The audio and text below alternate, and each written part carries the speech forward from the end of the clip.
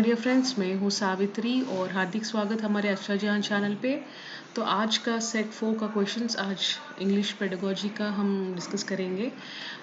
मैं एक क्वेश्चन पूछना चाहती हूँ। डू यू नो कि 1 to 1.5 ईयर टॉडलर्स जो भी डेवलप करते हैं उनका वोकेबलरी क्या है? क्योंकि पेडागोजी का कॉन्सेप्ट है, ग्रामर के बारे में आपको क्वेश्चंस ऐसे भी आते हैं। So this is a point which I have not discussed in our pedagogical notes में, तो ज़रूर नोट कीजिएगा, इम्पॉर्टेंट है। 1 to 1.5 year toddlers develop around 20 words of vocabulary and a child with 2 years वो तो 200 से 300 वर्ड vocabulary सीख जाते हैं बच्चे।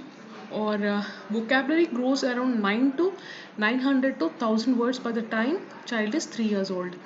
अगर 4 साल का है तो 1500 से 1600 और 5 years का है तो 2100 to 2200 ऐसा होता है। तो 6 years एंड अबव आप देख सकते हो कि 2600 से ज़्यादा बढ़ता जाएगा एज के साथ ही साथ। And they can understand words up to 20 to 24,000 ऐसा होता है। एक्सप्रेसिव वोकेबलरी 2600 ऐसा होता है। बट अगर चाइल्ड 12 years एंड ओल्ड, उसको 50,000 वर्ड्स तब वो रिसेप्टिव यानी उसको समझ में आता है। That is what it meant to say. Okay, now let's start off with a question. When language is learned naturally and without any systematic practice, हम इस लैंग्वेज को क्या कहते हैं? First language, dearth, acquisition, none of the above. बिल्कुल, ये आप सही हो अगर आपने कहा फर्स्ट लैंग्वेज। बिल्कुल आंसर क्या होगा? First language. तो सिमिलरली आपको क्या होता है ना, एग्जाम में सिमिलर क्वेश्चन देखो, यहाँ भी एक ही जैसे, इसीलिए 31 लगा दिया मैंने। When language is learn without any practice it is called.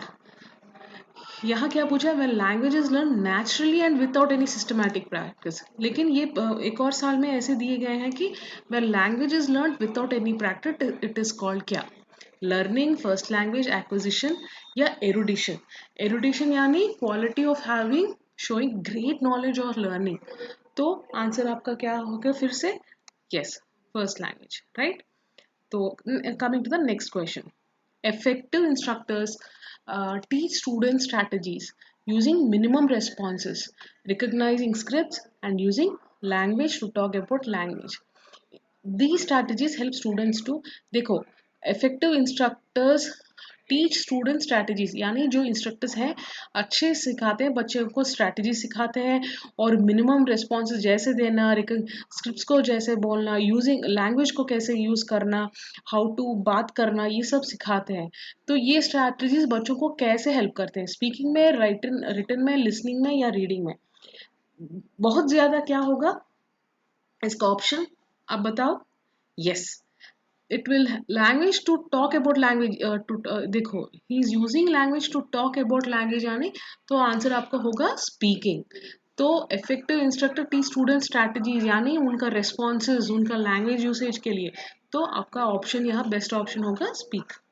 Okay, right. 33, which one of the following methods is based on the theory from example to generalization? देखो ध्यान से सुनो, फ्रॉम एग्जाम्पल टू जनरलाइजेशन ये कौन सी method है? Deductive, inductive, inductive deductive या incidental? आपको मालूम है ना इंडक्टिव अप्रोच क्या होती है, डिडक्टिव अप्रोच क्या होती है? If you know by now answer आप बोल पाओगे। आंसर क्या होगा? राइट, बी, इंडक्टिव मेथड होगा। देखो, इंडक्टिव मेथड क्या होती है? ये एक अप्रोच होती है जो लैंग्वेज हम जब सिखाते हैं वो स्टार्ट्स विथ एग्जाम्पल्स।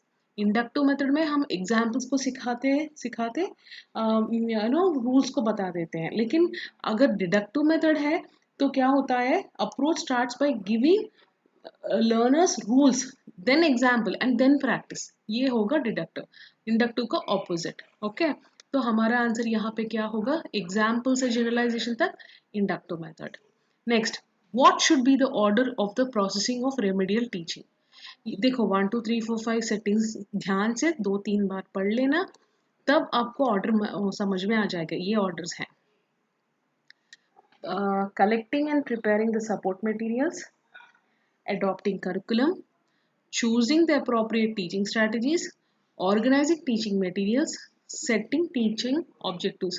इनमें आपका कौन सा ये ऑप्शन है, आप पेन पेपर लोगे तो आसानी होगी आपको लिखने में। पहला क्या हो सकती है इसमें, पहला टीचर को क्या करनी है आप बताओ, हम पहला क्या करते हैं, राइट अगर आपने 5 बोला बिल्कुल सही, सेटिंग, टीचिंग, ऑब्जेक्टिव, 5 वाले दो ऑप्शन ही हैं यहाँ पे, 52431, 53412 देखते हैं। 5 सेटिंग, पहला हमें ऑब्जेक्टिव सेट करनी है, उसके बाद भी हमें अडॉप्ट करनी होती है करिकुलम को, राइट। और उसके बाद वो करिकुलम के हिसाब से कौन से मटेरियल्स हैं वो देखते हैं, और मटेरियल्स होने का वो कौन सी स्ट्रैटेजी यूज करनी है बच्चों को सिखाने में वो समझ लेते हैं। उसके लास्ट में आते हैं collecting and preparing the supporting materials, right. समझ में आया ना, setting, teaching objectives, adopting curriculum 5 2, उसके बाद क्या होगा, हाँ ऑर्गेनाइजिंग टीचिंग मटेरियल्स 4, और 3 choosing the appropriate teaching strategies, और 1 collecting and preparing supporting materials। तो हमारा ऑप्शन ए होगा, right. Next, grammar should be taught by, कैसे, giving clear explanations, enabling practice in context, या asking students to learn rules, या making learners to do written assignment. हम बच्चों को कैसे ग्रामर सिखाते हैं, बेस्ट ऑप्शन यहाँ पे हम सब कुछ कर सकते हैं, लेकिन कौन सा जो है बेस्ट ऑप्शन होता है, grammar should be taught by practice, बिना प्रैक्टिस के बिल्कुल नहीं आता। तो एनेबलिंग प्रैक्टिस इन कॉन्टेक्स्ट में अगर हम करेंगे तो बच्चों को आदत होती है, right.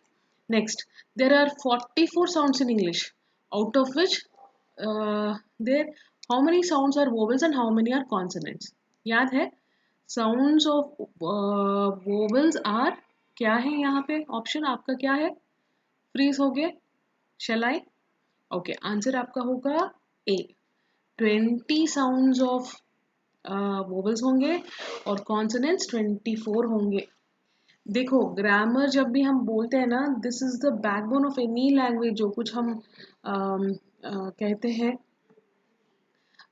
and when it's coming to sounds and all these things, this is all something which we have to really understand.